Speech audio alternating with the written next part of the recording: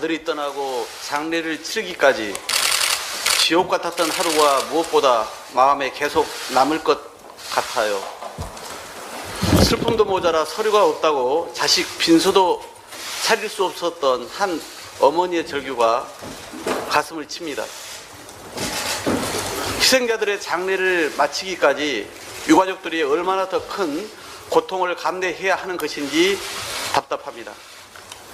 아직 의식이 돌아오지 못한 중상자도 많고 장례를 치르지 못한 유가족도 남아 있습니다. 정부 당국은 유가족과 부상자들을 두 번 울리는 일이 더는 있어서는 안 될 것입니다. 민주당은 사고 수습과 후속 조치가 최우선인 만큼 정쟁을 중단하고 대통령실을 대상으로 한 국회 운영위원회 국정감사도 연기하기로 했습니다. 지금은 대통령실이 컨트롤 타워로서 이번 참사와 관련한 모든 조치를 빠짐없이 챙기는 것이 우선입니다. 국회는 수습과 애도 기간 중이지만 오늘 행정안전위원회를 열고 이번 참사에 대한 현안 보고를 진행합니다.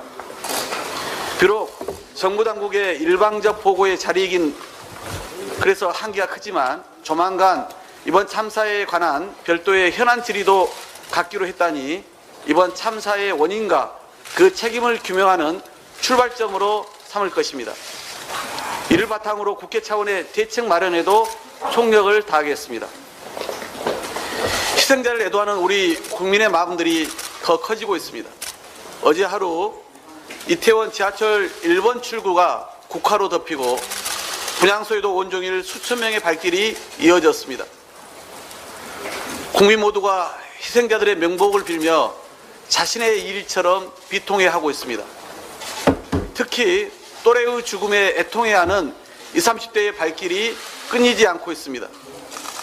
그런데도 이번 참사를 책임있게 수습해야 할 정부 인사들의 부적절한 말들이 국민들의 분노를 키우고 있습니다.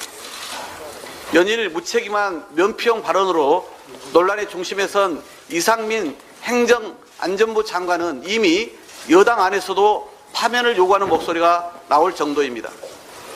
사고 발생 18시간 만에 입장을 냈던 용산구청장의 주최자가 없으니 축제가 아닌 현상이라는 책임 회피성 발언도 충격적입니다. 애도와 장례 기간에 정말 통탄할 일입니다. 재난안전법 4조에는 국가와 지방자치단체는 재난이나 사고로부터 국민의 생명과 신체를 보호해야 한다라고 그 책임을 명시하고 있습니다.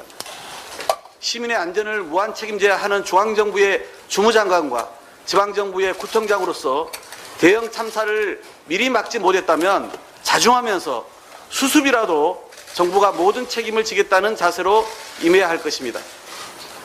더구나 윤석열 대통령이 마치 주최자가 없는 행사라서 사고가 발생한 것처럼 그 원인을 제도 미비 탓으로 돌리는 발언 또한 국가 애도 기간에 매우 부적절합니다. 행사 주최자가 없으면 현 재난안전법의 대원칙에 따라 서울시와 용산구청, 서울경찰청과 용산경찰서 등 정부 당국이 나서야 할 일이었습니다. 이미 그 전에 이태원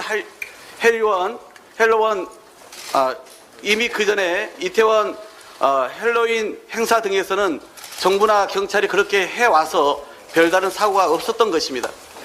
그전과 달리 무방비 무대책으로 수수방관하다 보니 끔찍한 대형 참사가 생긴 것이라고 수많은 국민과 언론들이 지적하고 있음을 명심하기 바랍니다. 지금은 수습과 애도에 전념할 때입니다. 정부가 명백한 참사를 사고로 표현해서 사건을 축소하거나 희생자를 사망자로 표현해서 책임을 회피하려는 불필요한 논란을 일으키지 말아야 합니다. 근조 글씨가 없는 검정 리본을 쓰라는 지침까지 내려서 행정력을 소모할 때가 아닙니다. 오직 희생자의 장례 절차와 추모, 유가족의 위로, 부상자의 치료 지원에만 집중해 주기를 거듭 당부드립니다.